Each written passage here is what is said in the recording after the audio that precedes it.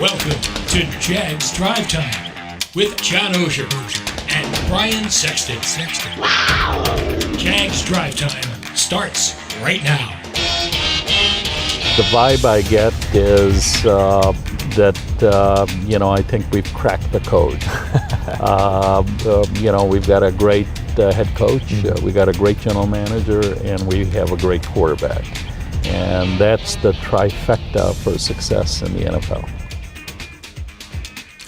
Probably the signature line from your interview, John Oehser, with Shad Khan last week when you were out in the Valley of the Sun. Welcome back, by the way, and welcome to you to Jags Drive Time here from TIAA Bank. Brian and John with you. That one got a lot of mileage, and I didn't think it was the most significant shot from the entire interview because, I think all of us knew that that's what they had done last year. But I thought that it was interesting that he just kind of off the cuff says, yeah, it's great to have figured it out. Yeah, and, I think he's earned the chance to say that. And I also know, and he knows, he has said similar things in the past when they hired Urban Meyer, said they'd figured it out. And he has said the things that you say when you hire new people. Sure. But in this case, there was an overriding feel when I was talking to him on the air, and then even before the interview. You talk, you kind of go over what you might ask, and just sort of small talk because I've known him, for 10 or 11 years now, and seen him go through some rough times as an owner. And he said on and off the air that it's kind of a cool time to be the owner now. To go to league events and hear other owners' reaction to what they did. And, I think there is a feeling, and I don't know if it words in his mouth, but a feeling of, they're figuring out and they're going to be dangerous because of the head coach and the quarterback. Yep. And teams are congratulating them, other owners, because they run in a circle where they see each other and they know what each other go through to get there. They're congratulating them. And I don't know if he said this, but I got the impression that they're not congratulating him too much because there might be more congratulating to do. It's funny you say that because now he's sort of a threat, this team. So there's a little balance of that, and that's all in good fun. But that was the vibe I got. As I watched it, I thought there's a little sense of satisfaction there because, as you mentioned, he had been through some bumpy times, and the Urban Meyer cloud that had been hanging over this franchise is finally gone, right? But then I decided it wasn't satisfaction as much as it was anticipation. Yeah. They are anticipating what the beginning of this is going to turn into. And we've talked about this. Look, if you just look at the coach and the quarterback, a pretty good roster with the opportunity to build over the next few years with some salary cap room in the future setting out there, but most of all the coach and the quarterback, you can anticipate the golden age of Jaguars football in front of us. Well, it's funny. When they drafted Trevor Lawrence, we talked about, and let's face it, Doug Peterson did a great job last year. Yeah. But Trevor Lawrence is the code, if you follow me. Sure. Or without him, the code doesn't work. And I think in a similar extent, if you don't have Doug, Trevor doesn't have the success, but you have to have that guy behind center. And the fact that he's so young and developing, and the point I was getting to when I commented about Doug earlier, Doug knowing that Trevor's got more in him and where Doug is going to be able to take Trevor in this offense, they go hand in hand, but the code's 16. Yeah. And for Trent Baalke, I think he would tell you the same thing, who I think deserved the praise that Shad gave him last week. Having Trevor there allows them to do the job that they want to do. I think they're both capable people in their jobs. Without that piece, then all of a sudden those things they're trying to do get so much harder. We've lived it. Other coaches, other eras. Yeah. Not having that quarterback made it such a struggle, as you said, to get your foot out of that sticky mud that just kind of pulled it back in. Trevor gives him the ability, because of his talent, to take a young receiver or even a defense, because he's giving them a lead, and help it all get better. We don't get much with Con, so he is all of our big things today. So let's get right to it, and we'll start with big thing one, and it's over and over, and it's the ability of the Jaguars to not just have a season like 2017 was, but to have a 2023, 2024, 2025, and the owner commented on it last week. Again, I think what gives me the confidence of sustainability is, head coach, general manager, and the quarterback. I think, they're here for the long haul, and with them, I think, we've lost a couple of players this year, salary cap, I hated to see him leave, but that's really a measure of success, that you can't hang on to all your players, And so then obviously the skill, the trick is to replace them, hopefully, with better players. So, we've got the draft primarily to develop players for the future and a system that is sustainable. Big thing, too, is the head coach. Shad Khan had a front row seat to 2021 and how that thing fell apart. And he acted quickly and brought in Doug Peterson and had a front row seat to how this thing exploded. Doug is a media darling, okay? so I think a lot of the stuff that's come out, I saw it up close and personal, okay? That, he's a guy very even-keeled, really doesn't get too high, doesn't get too low, really the self-belief, the belief in the team, belief in the process, I think, and results, and really demanding winning from himself and the players and the team. Which brings us to big thing 3 and results. Trent Baalke obviously delivered results. They've had 2 pretty good drafts. They've had 2 very strong free agent classes, including last year. And when you look at what he's done, well, it kind of puts all of the criticism and all of that other stuff that came along with him through the process to the side. I've known Trent now for 3 years, okay? So, I believe in him, okay? Whether he was popular with the fans or not, that was for the fans to decide. My belief in him never wavered, and no matter what the noise was. And those are big things. And let's stay right there with big thing 3 for a minute. Everyone knows the criticism that Trent endured, and it was over the top for the results that he has now delivered. And he doesn't want to go back and relitigate that either. But it really is, we talk about the coach and the quarterback a lot because they're the guys we talk about on Sunday. But when you look at the job that Trent Baalke has done with the last 2 draft classes and the free agent class, especially last year when you get Zay Jones and Christian Kirk, and they bring these guys in, and Evan Ingram, and they're 1, 2, 3, and Marvin Jones, who was the year before, 4 as receivers, producing at a high level. It's not just Doug and Trent, or Doug and Trevor. Trent's got to be a part of that as well. Right, and I know Trent really doesn't necessarily want all that happened in the transition with Urban Doug mentioned over and over again. Sure. So, but the reason I asked Shad about Trent and sort of, he had mentioned Trevor, Trent, and Doug. And so I just asked him about Trent because we hadn't really talked to Shad since last October. So I wanted Shad to talk about, look, the success that this team had changed the conversation. And I thought he was great on Trent, that he believed in him throughout. He believed in him at a time where I think Shad said, you know what, he deserves a chance to do this job during a time when the pieces around him are right, and it wasn't the chaos of 2021. And the job he did putting pieces around the quarterback last year in an unknown time. It's easy now to look back and say, well, Christian Kirk, Zay Jones, and Evan Ingram were good players. Well, Zay Jones hadn't had a year like that. No one was overly excited about a guy coming in via Buffalo and Las Vegas. Ingram, was not necessarily a lock for being a great free agent signing. He was a guy that dropped the ball in New York. Right. And Christian Kirk, all you heard was, they paid him too much.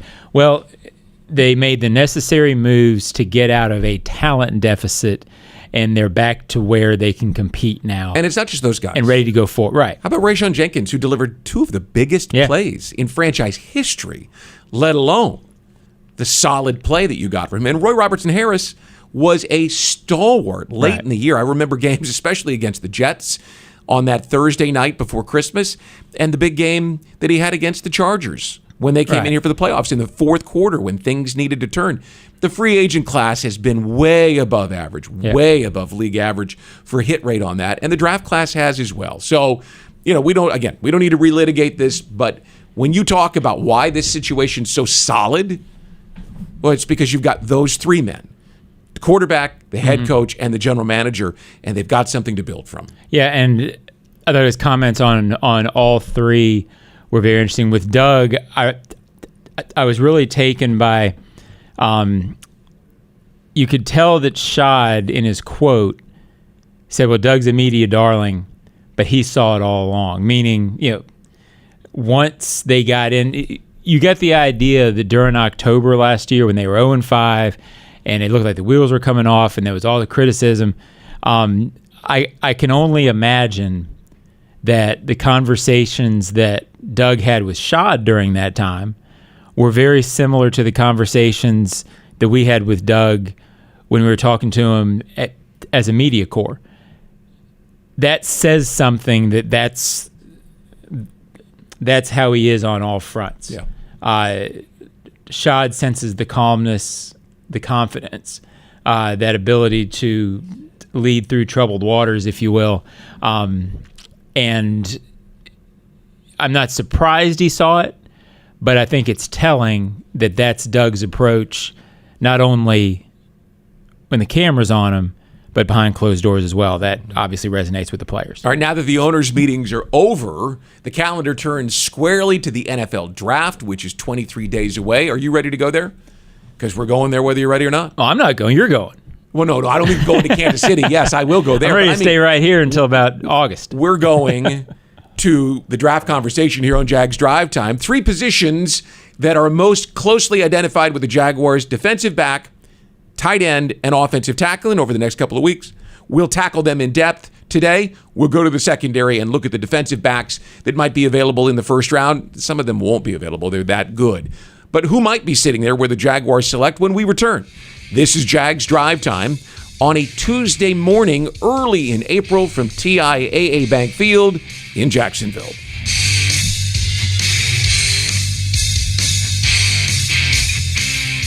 I'm Dr. Hughes, cardiovascular surgeon. The Florida Lottery has contributed billions of dollars to education, putting kids like me on the path to success. And they've awarded countless Bright Future scholarships, helping me pursue higher education. So I can do more than just dream of a brighter future. I can create one. The Florida Lottery is proud to help fund the futures of students all across our state. Learn more at flalottery.com/education. Don't make a bad call when it comes to servicing your home. Cooling off with a baby pool in the house to fix your air conditioning problem is a bad call. Trying to catch a wave in a flooded bathroom is a bad call. Using a burning electrical panel to make s'mores is a bad call. The next time something goes wrong, make a good call to Donovan. Whether you need air, electric, or plumbing service, Donovan is always a good call. It's why we've been trusted by our customers for almost 40 years and why you can trust us to deliver fast, reliable service to your home. Donovan, always a good call. Visit DonovanAC.com today. At 5-Star Credit Union, you inspire them to go the extra mile to meet your financial needs. That's why they offer Jaguars fans more banking options like better rates and no hidden fees. Their team is also dedicated to making the communities they serve stronger, volunteering their time and talents while donating millions to local nonprofits. 5-Star Credit Union, 5starcu.org. Go Jags! Rolling right along here from TIAA Bank Field in Jacksonville. As promised, we're turning our attention to the draft, which most fans have turned their attention to since free agency started slowing down, John. I know you track some of the mock drafts out there.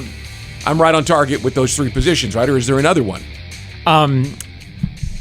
Yeah, that would be, what are we going with? Defensive back, right? Right. Primarily a corner, an offensive lineman, or a tight end. Yeah, and I think that's where it lies. There might be... Oh, yeah, there could be a lot of different twists and turns. Edge rusher is something that you're hearing people talk about because there's so much talk about pass rush.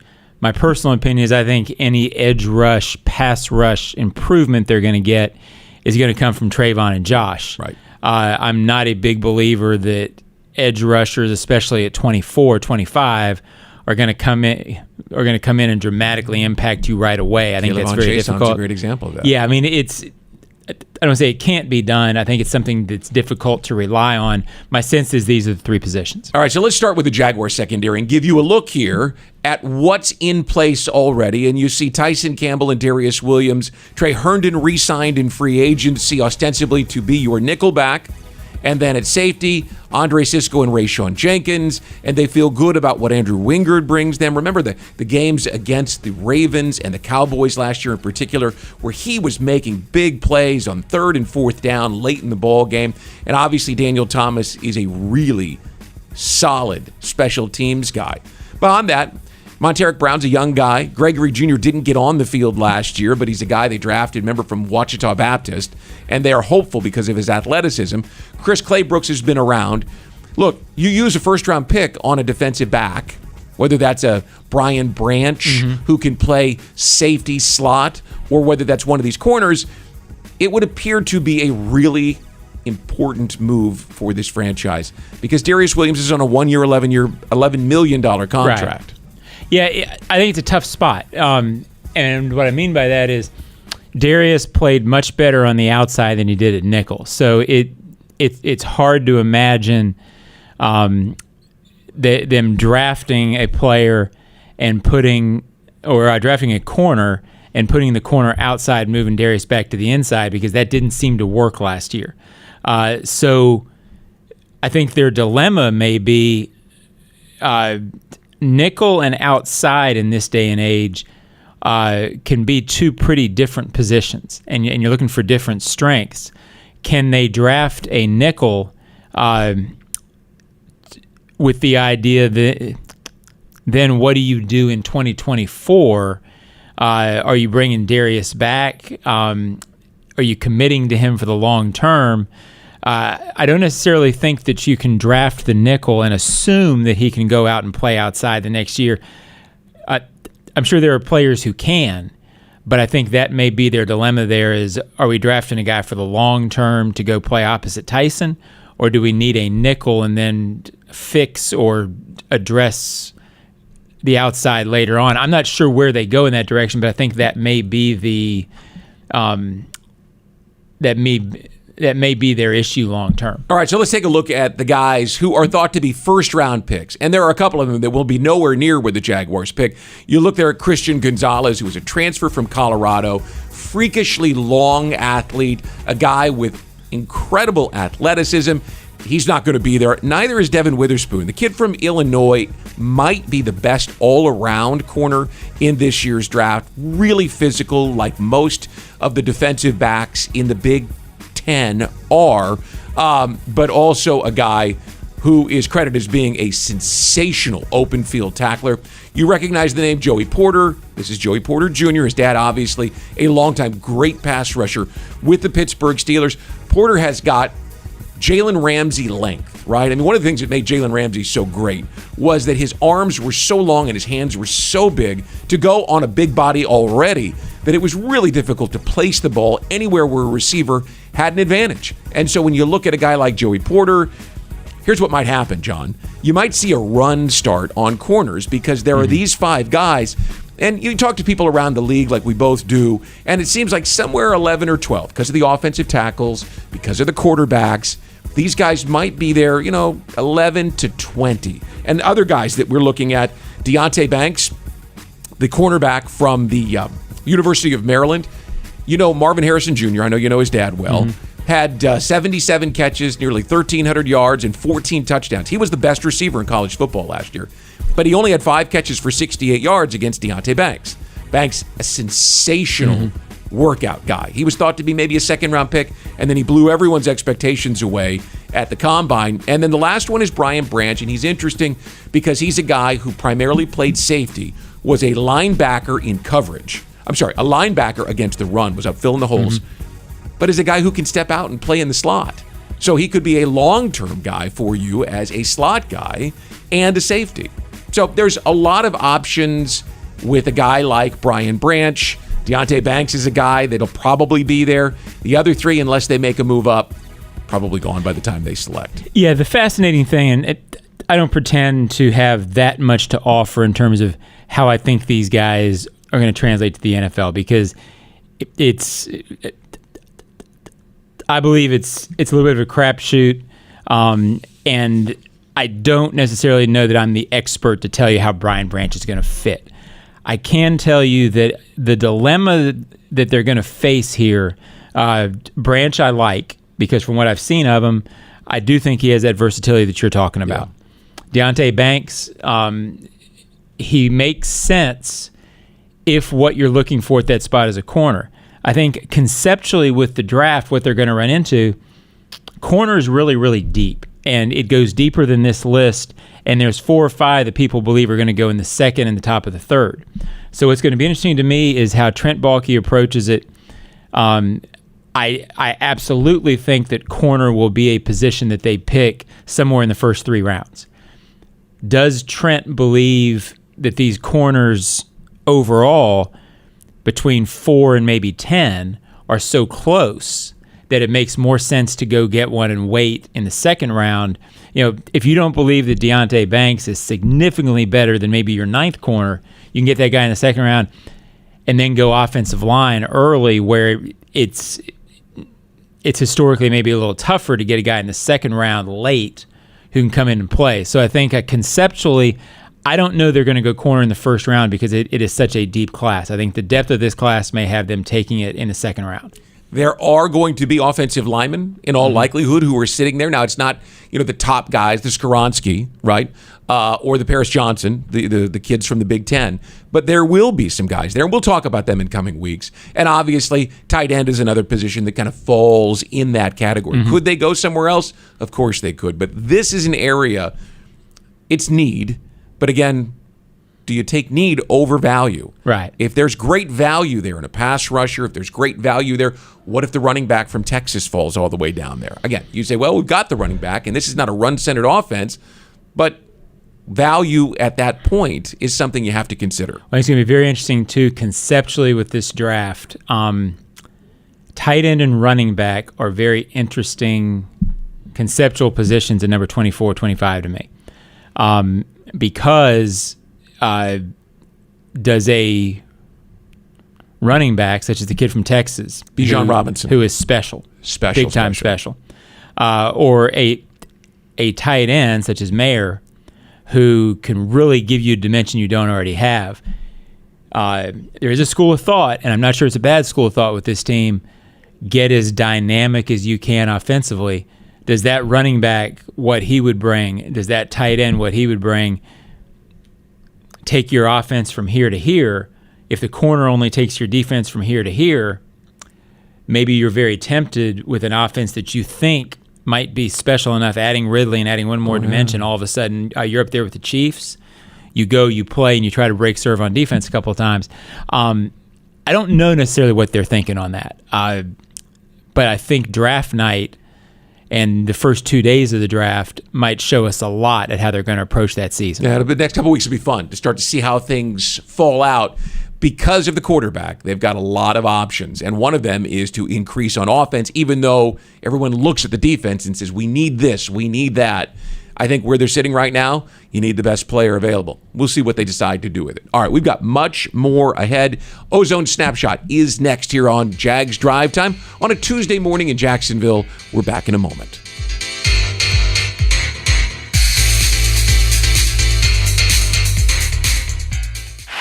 And that's a Magellan first down. Move the freight. Move the freight. Move the freight. Would you like to control your own income? Work at Magellan Transport. Voted the coolest office space in Duval. Bring your talents and let your career flourish. Visit their website at MagellanLogistics.com and apply online. Trust service. Trust Magellan. I'm Dr. Hughes, cardiovascular surgeon. The Florida Lottery has contributed billions of dollars to education, putting kids like me on the path to success. And they've awarded countless Bright Future scholarships, helping me pursue higher education. So I can do more than just dream of a brighter future. I can create one. The Florida Lottery is proud to help fund the futures of students all across our state. Learn more at flalottery.com/education. Hey Jags fans, Brian Sexton for Dreamfinders Homes. In a complex housing market, do decisions on the biggest purchase of your life stress you out? At Dreamfinders Homes, they can build the home of your dreams in one of their many communities in Northeast Florida. With a mortgage company in-house, they're here to assist you throughout the entire process. Choose from their wide range of single-family homes or townhomes from the 300,000s. Dreamfinders Homes specializes in homes built to fit your lifestyle. Call 904-590-2545 or visit dreamfindershomes.com. Well, whether you need air, electric, or plumbing service at your home, Donovan is always a good call. They've been trusted by their customers for almost 40 years. Trust them to deliver fast, reliable service to your home. That's Donovan Heating and Air for air, electric, and plumbing service. This broadcast is ozone friendly. The Ozone. All right, how about a snapshot of what John's getting in the Ozone mailbag? And we'll begin with Mike from Omaha, who writes, John, what is the one absolute most important position we improve upon on the draft? Well, it's interesting because as we alluded to in the last segment, I don't necessarily think that corner is going to be the first pick, but I think they have to figure out, I think they need a rookie to come in and play a significant role there. It's not a knock on Trey Herndon, but I think you would like to be better at that nickel spot. I think you'd like to have a young athletic player who can really fill that. I don't know if they go for it in round one, but I think it's the most glaring in terms of the starting, because if you draft an offensive lineman, I think you're drafting it for the long term, maybe to go start and compete with Ben Barch at guard. But I'm not sure your need is, oh my goodness, we have to get it. Feels like that at corner a little bit. So I think cornerback. All right. Chris joins us from the UK. He's in London, and he writes, do you think Jaguars head coach Doug Peterson stating we need to improve our pass rush leans towards pass rush? You kind of already answered this one. Yep. Well, a lot of people interpreted that when Doug was talking at his media availability at the owners' meetings last week. I asked him about the defense. How do you get better? And he said, we obviously have to improve the pass rush. And people sort of jumped on that and said, they're going to take edge rusher at number 24. I think it's more about needing the overall pass rush in key situations to be better. I think they got better there late in the season. As they were making their playoff push in big situations, this wasn't necessarily a big sack team, but they got good pressure. I think he wants to see more of that. And he mentioned specifically they need more. They need Trayvon Walker to continue to develop, and they need Josh Allen to have a little bit better of a year in terms of numbers. I'm paraphrasing Doug there a little bit, but I think it's more improvement from within. So I don't necessarily think it means pass rush is an automatic lock in the first round. Well, let me throw a wrinkle into this, because when we talk about pass rush, we talk so much about the edge rushers. That's what we've seen here, right? It's been a long time since we've had a defensive tackle that's creating the pass rush up the middle. So a little bit with Marcel Darius in 17, but before that, it was Big John and Marcus. So it's been a while. What about the Clancy kid, the defensive tackle, Kalijah Clancy from Pitt, who is compared favorably, he's not the same as Aaron Donald, but an interior pass rusher. That might fit at 24. Yeah, that would be the wild card that I think could happen. And defensive tackle is sort of the prime position that time forgot, if you will, and for the reasons you talk about. Everybody talks about edge rusher, receiver now, quarterback, and left tackle. I think if the Jaguars saw a guy at 24 that they thought was special on the interior to really shore that up, I don't think you can pass it up. The counter to that is usually picking at that point in the first round, conventional wisdom is that you don't find special there. Aaron Donald was the 26th pick of his draft. On the interior, I think he was 13 or 14, but usually not that late in the first round. Conventional wisdom tells you. All right, you can go away from that. Grab our final Ozone mailbag snapshot. Sandman from Westside. I know very little about anything, but if you had a Walker Little in the fold the prior year, why not trade Jawan Taylor and then get something for him? Yep, I've gotten a few of these, and I get it in theory.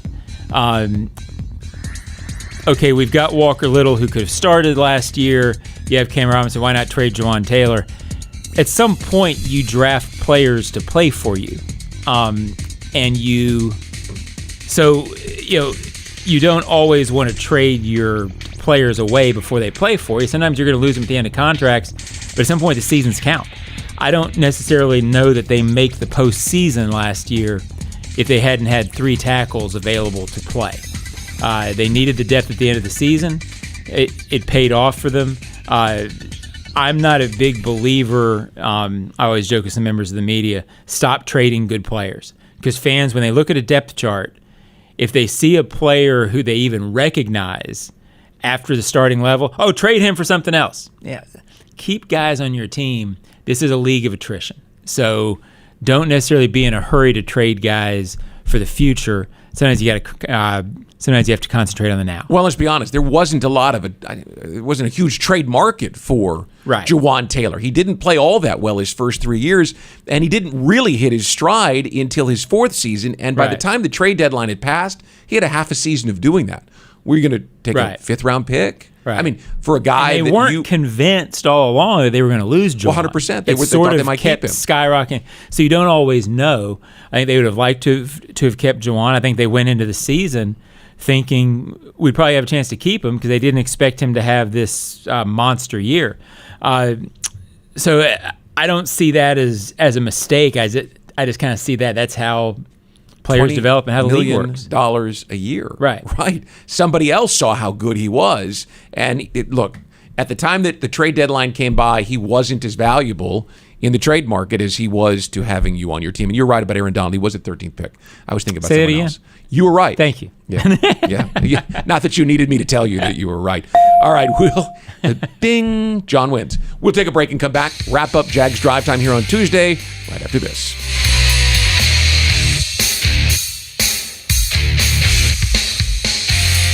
Travel Camp RV, official RV dealer of the Jacksonville Jaguars, invites you to come shop their huge selection of inventory for your dream RV. With locations across the Southeast, you're sure to find them close by. Get value pricing on the top RV brands in the country, paired with the guaranteed best financing options available. You can also shop their inventory at travelcamp.com. Travel Camp RV has helped more families make more great memories in an RV since 1982. They're excited to add you to the Travel Camp RV family today.